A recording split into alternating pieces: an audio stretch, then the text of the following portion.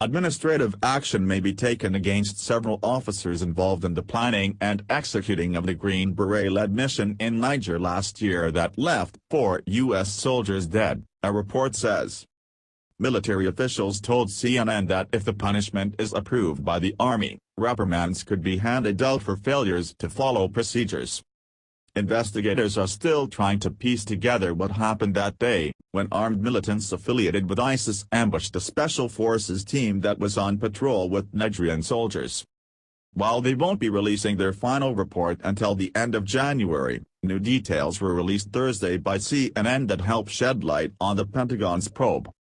Officials told the network that they expect to answer a number of key questions surrounding the October 4th attack in their report, including whether it was avoidable and if there was an intelligence failure.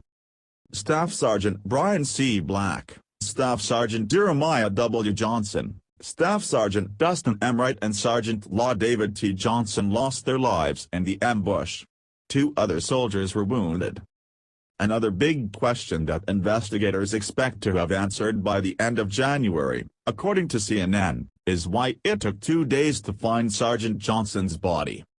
Military officials have also been looking into whether there was an adequate communication system used by troops on the battlefield.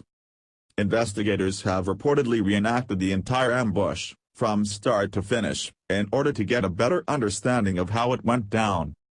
Based on what we know so far, the attackers used a sophisticated series of tactics, former U.S. intelligence officer Cedric Clayton told CNN. They also understood the kind of tactics that they would need to use in order to defeat the special forces team that was out there.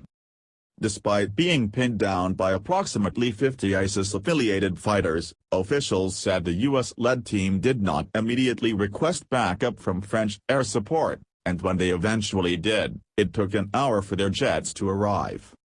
I think it's a fair conclusion to say that about 2 hours after the initial contact was made, the initial French Mirages arrived overhead, General Joseph Dunford said just weeks after the ambush. Investigators believe that it is very unlikely that Johnson was ever taken hostage or kept alive by the Islamic State militants. Officials told CNN that the 12-man squad who fought against the terrorists are expected to receive military medals for valor.